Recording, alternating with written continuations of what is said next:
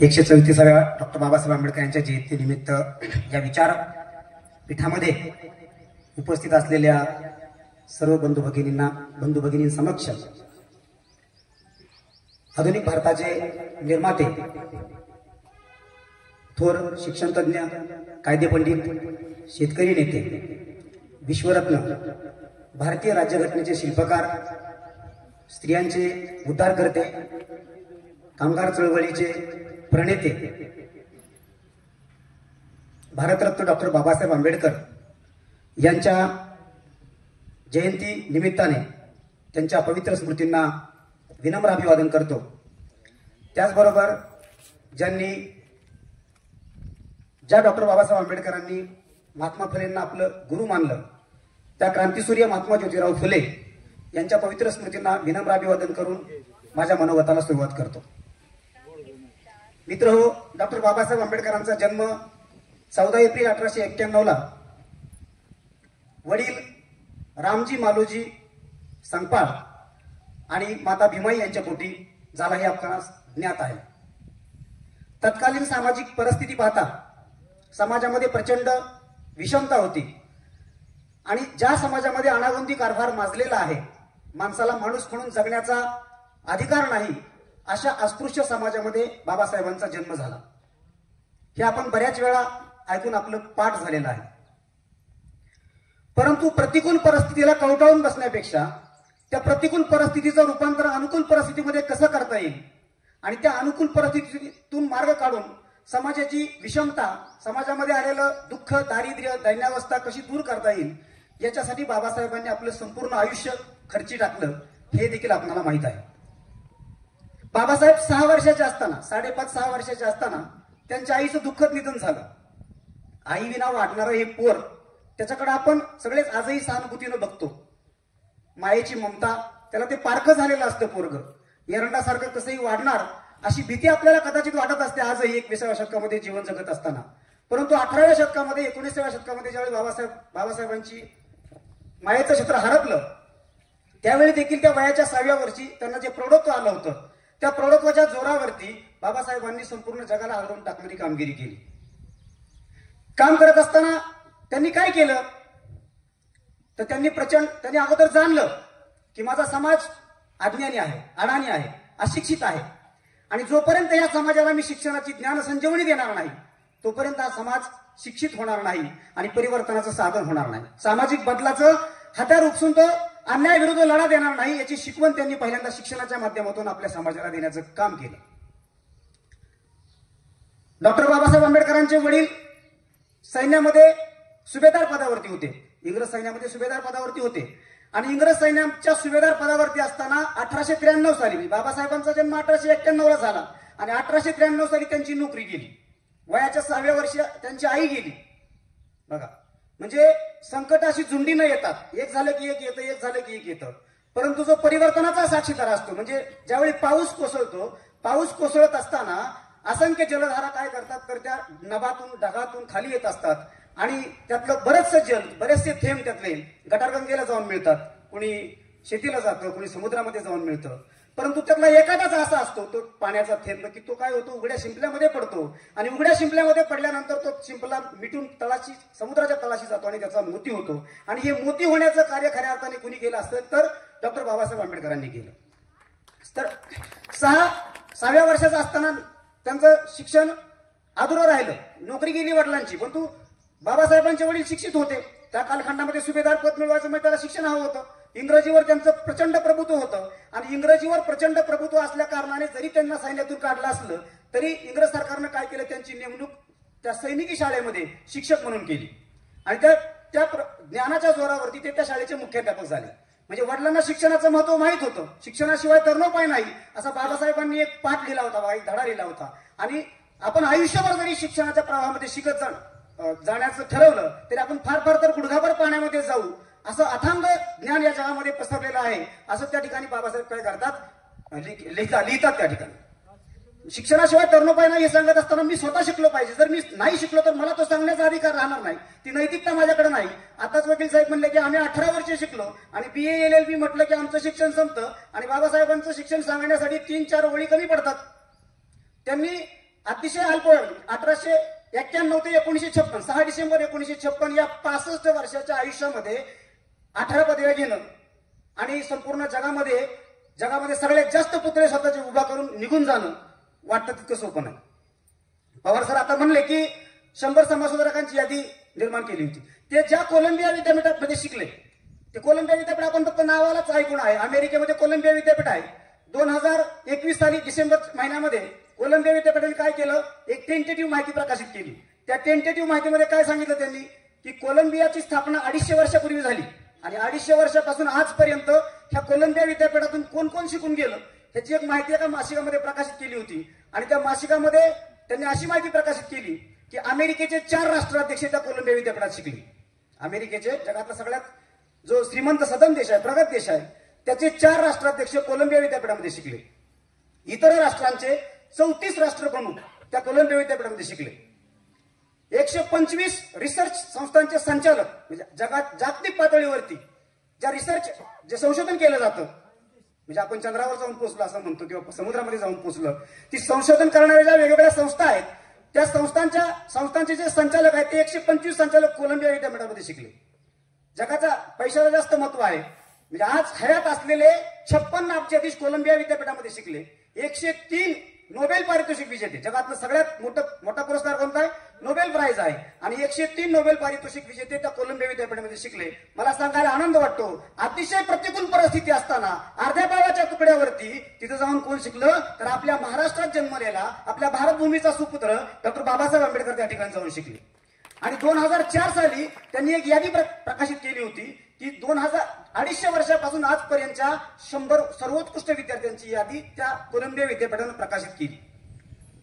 आपल्या सर्वांसाठी ती भूषणावह गोष्ट आहे की त्या यादीमध्ये पहिलं नाव डॉक्टर बाबासाहेब आंबेडकरांचं आहे. आणि त्या नावापुढे त्यांनी काय लिहिले, आधुनिक भारताचा निर्माता.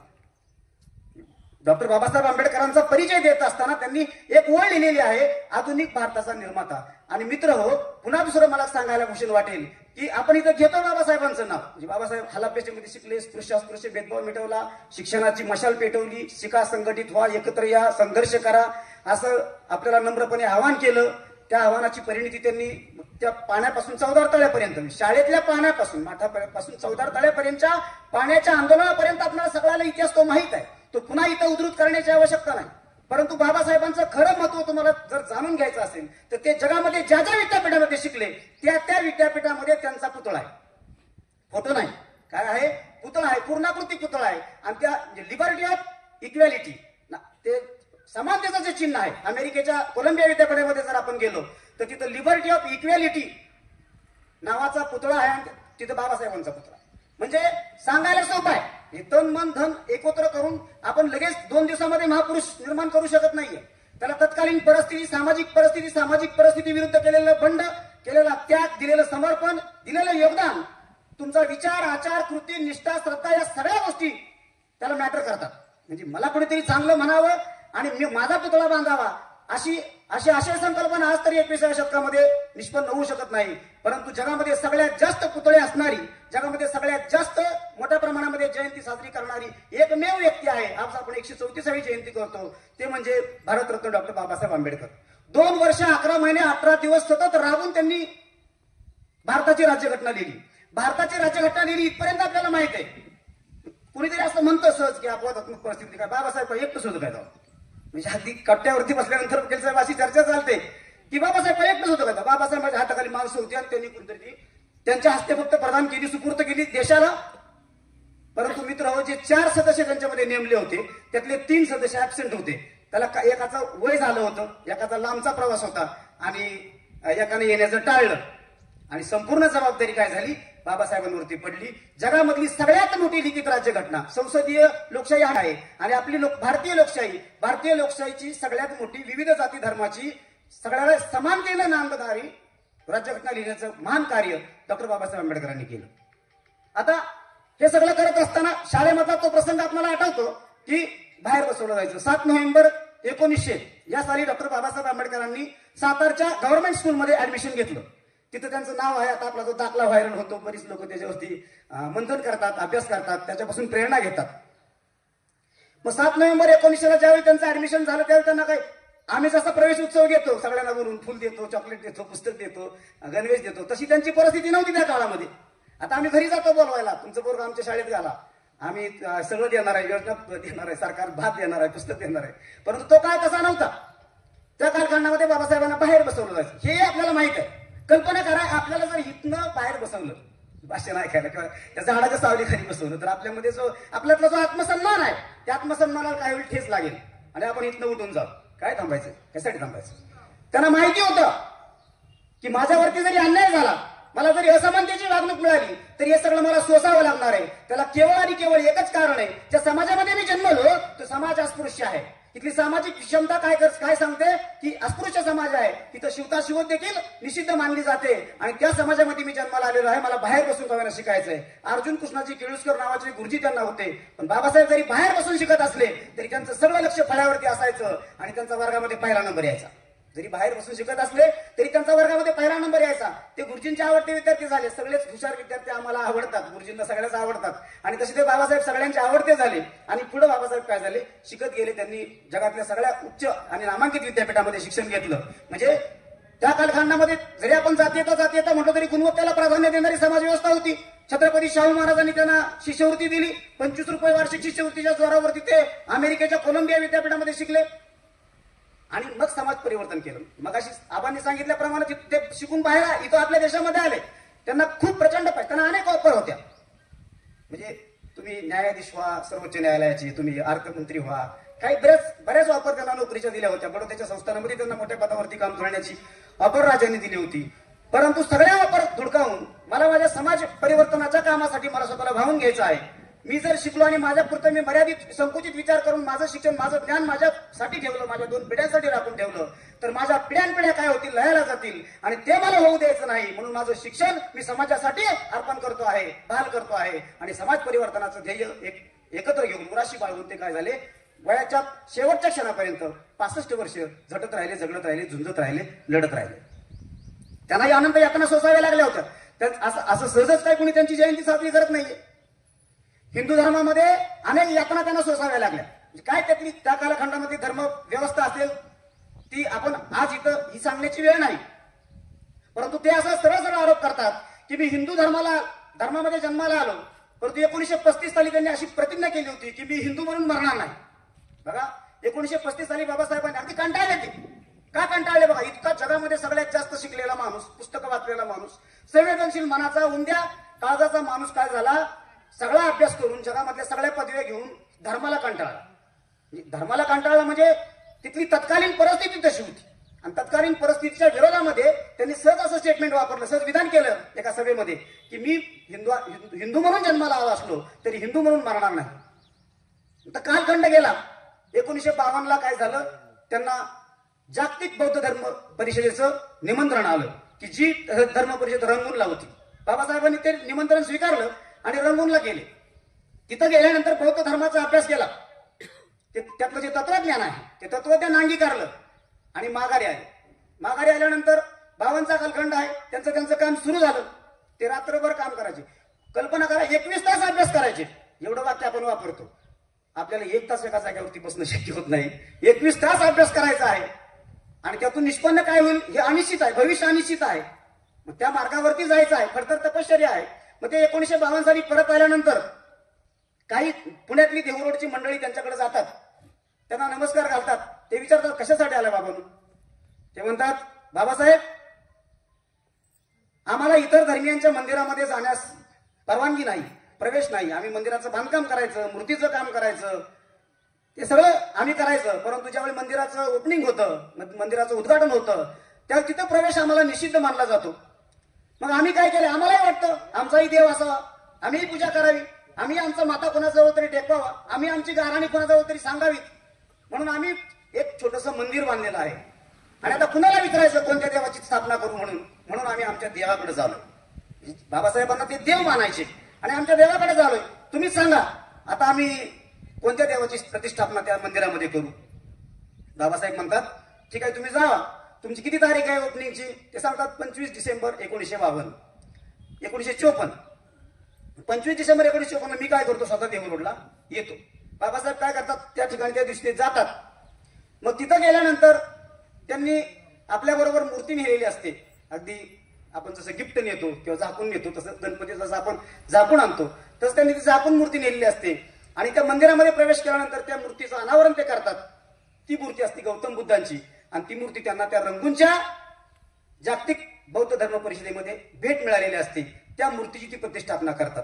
बुद्धांनी सांगितलेला जो धर्म आहे तो आपल्याला सत्याच्या वाटेवरती, अहिंसेच्या वाटेवरती, समानतेच्या वाटेवरती घेऊन जाईल. आपल्या समाजाच्या वाटेला आलेलं दुःख, दारिद्र्य, दैन्य सगळं लांब करून टाकेल आणि ती क्षमता फक्त त्या धर्मामध्ये आहे असं ते त्या अभ्यासांती सांगतात. म्हणजे कुणी सांगितलंय, कुणी आमिष दिलंय, कुणी एखादं पद दिलंय, कुणी एखादं तिकीट दिलंय म्हणून ते सांगत नाही.